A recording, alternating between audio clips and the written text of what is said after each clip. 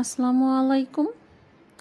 কেমন আছেন সবাই? আশা রাখি আল্লাহ পাক সবাইকে সুস্থ রাখছেন, ভালো রাখছেন। আলহামদুলিল্লাহ, আমরাও বেশ ভালো আছি। কাছে দূরে দেশ এবং দেশের বাহিরে যে যেখান থেকে যে অবস্থায় আমার এই ভিডিওগুলো আপনারা দেখে থাকেন, আপনাদের সবাইকে অসংখ্য ধন্যবাদ জানাচ্ছি। সেই সাথে আরও নতুন একটি ব্লগ ভিডিও দেখার জন্য সবাইকে আমন্ত্রণ করছি। আমি মনিরা বলছি, ঢাকা থেকে। আমি তো বেশিরভাগ আমার বাসার ভিডিও আপনাদের সাথে শেয়ার করি। তো আমি একটু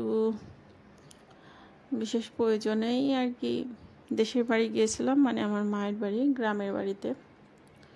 তো ওখান থেকে আবার একটু আমার বোনের বাড়িতে ঘুরতে গিয়েছিলাম, আর সেইখান থেকে আর কি একটু নদীর ধারেও ঘুরতে গিয়েছিলাম। তো সেটা আপনাদের সাথে একটু শেয়ার করি। আমার বোনের বাড়ি যাইতে রাস্তার পাশে যে এরকম ছোট্ট একটা পার্ক টাইপের করছে। তো শহরের পার্ক আর গ্রামের পার্কের মধ্যে কিন্তু অনেক ডিফারেন্স থাকে। শহরের পার্কগুলো অনেক আধুনিক, আর গ্রামে কিন্তু একেবারে ন্যাচারাল প্রকৃতি, যেখানে গেলে আর কি বুক ভরে নিঃশ্বাসটা নেওয়া যায় আর কি, মানে কলিজা জুড়ায় যায়। আর চারিদিকে কোনো শব্দ নাই, কোনো কোলাহল নাই, একেবারে নিরিবিলি নির্জন। মনে হচ্ছিল যে একেবারে ঘন্টার পর ঘন্টা এরকম জায়গায় বসে থাকলেও কোনো ক্লান্তি নাই। আসলে যাওয়ার পথের ভিডিও আর কি। ওর মানে আমার বোনের শ্বশুরবাড়ি যাইতে একটু গ্রাম প্যাচে, মানে গ্রাম পার হয়ে আর কি যেতে হয়। তো এই গ্রামগুলো দেখতে আমি ভীষণই পছন্দ করি, এই জন্য ক্যামেরা বন্দি করেও নিয়েছি। তো এখানে আসার পর দেখি আমার বোন আমাদের জন্য এই যে নাস্তা তৈরি করছে। তো এখানে একটু রেভানি বানাইছে, 5 বোসা বলে, অনেকে রেভানি বলে। তো ওটা আর কি আমি একটু কেটে নিচ্ছি সবাইকে দেওয়ার জন্য। আর এটা বিশেষ করে আমার হাজব্যান্ড একটু বেশি পছন্দ করে, তো ওনাকে আগে দিচ্ছি। ও আবার একটু ডেজার্ট টাইপের আইটেম বেশি ভালোবাসে খেতে।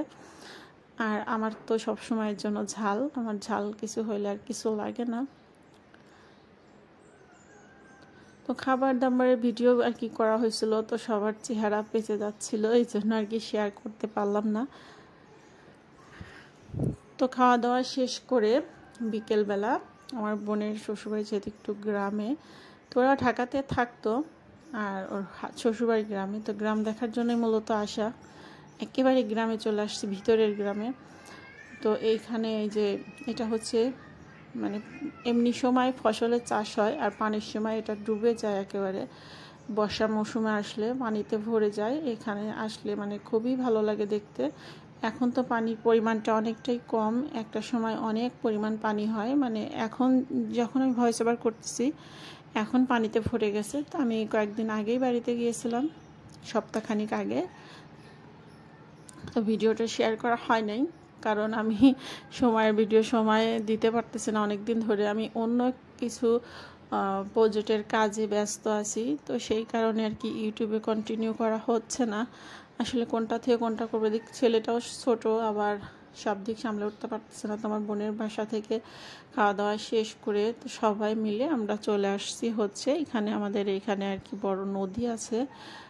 নদীর আবার একটু কোল মতন বেরোইছে, এখানে আবার একটু পার্ক টাইপের করছে। তো ভাবলাম যে আসছি যতক্ষণ এদিক থেকে আর কি ঘুরে যাই। তো এইখানে আসা, এই ছোট এই নদীটা দেখার জন্য। তো এসে ভীষণই ভালো লাগতেছিল, কিন্তু আমরা যেতেই লেট করে ফেলছিলাম, এই কারণে আর কি বেশি সময় ওইখানে থাকতে পারি নাই, কারণ মাগরিবের আজান দিয়ে দিচ্ছিল। যেহেতু একটু দূরের পথ, প্রায় বাসায় আসতে ঘন্টাখানিক লেগে যাবে। আমাদের বাসাটাও আর কি থানা পর্যায়ে, মানে পৌরসভার ভিতরে, আর এটা যেহেতু একটু বেশি গ্রাম, তো এখান থেকে বাসায় আসতে একটু সময় লাগবে, এই জন্য আর কি তাড়াতাড়ি।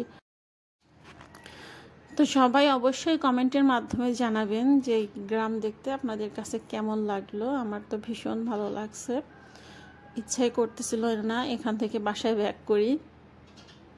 আমাদের বাসার আশেপাশে এরকম নদী নাই, একটু দূরে যেতে হয়, আধা ঘন্টা সময় লাগে যেতে।